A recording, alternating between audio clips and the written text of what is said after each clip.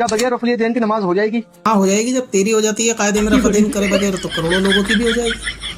इमाम अहमद बिन हंबल से यही सवाल पूछा गया, जो रफुल यदैन नहीं करता रुकू में जाते वक्त और रुकू से उठते वक्त, क्या उसकी नमाज हो जाएगी? अहमद बिन हंबल से पूछे ही क्यों था? नबी पाक की हदीस थी, कुरान था, बुखारी थी मार्केट के अंदर, तो उनसे काहे को पूछना था? इमामों की बात को क्यों मानना था? या उस टाइम बुखारी नहीं थी?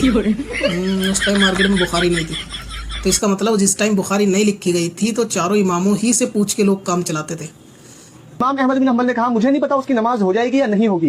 उन्होंने कह भी दिया कि मुझे नहीं पता नमाज होगी या नहीं होगी, तो उनकी बात इतनी माननी क्यों है? ये तो इमाम की तकलीद हो जाएगी ना। अब तो बुखारी भी नहीं है उस जमाने में, अब वहाँ तो होता तो क्या करता? इमाम की मानता, तकलीद में तो शिरक करता। बुखारी तो बाजार से ला नहीं सकता था, अब क्या करता तू?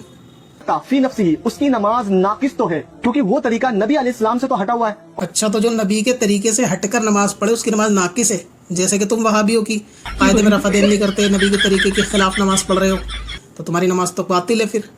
यानी जो अल्लाह और उसके रसूल की इताअत नहीं करेगा वो अपने अमाल को बर्बाद कर रहा है। जैसे तुम वहां भी अपने अमल को बर्बाद कर रहे हो, कायदे में रफदेन ना करके अमल बर्बाद कर रहे हो।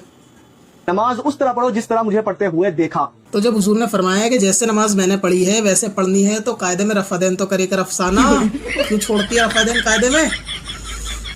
यानी जो अल्लाह और उसके रसूल की इताअत नहीं करेगा वो अपने अमाल को बर्बाद कर रहा है। तूने भी फिर आज तक अपने सारे अमल बर्बाद कर लिए, तूने भी बैठ के रफदेन आज तक नहीं करा अफसाना, तूने भी सारे अमल अपने बर्बाद कर दिए।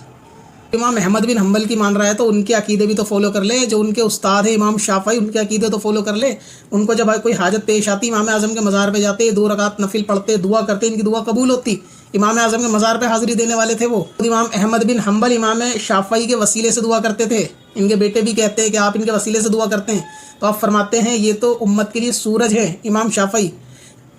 यानी कि इमाम अहमद बिन हंबल ने अपने उस्ताद को इतना बढ़ा दिया कि नबी के बराबर कर दिया कि वो उम्मत के लिए सूरज है। सूरज तो नबी का लगा होना चाहिए था। यानी इमाम अहमद बिन हंबल अभी पैदा भी नहीं हुए थे जब से इमाम आज़म है, करोड़ों लोग जिनको फॉलो कर रहे हैं। तो तेरे मुताबिक उनकी नमाज नहीं हो रही, लेकिन तू कायदे में रफदेन छोड़ रहा है, तेरी नमाज हो रही है।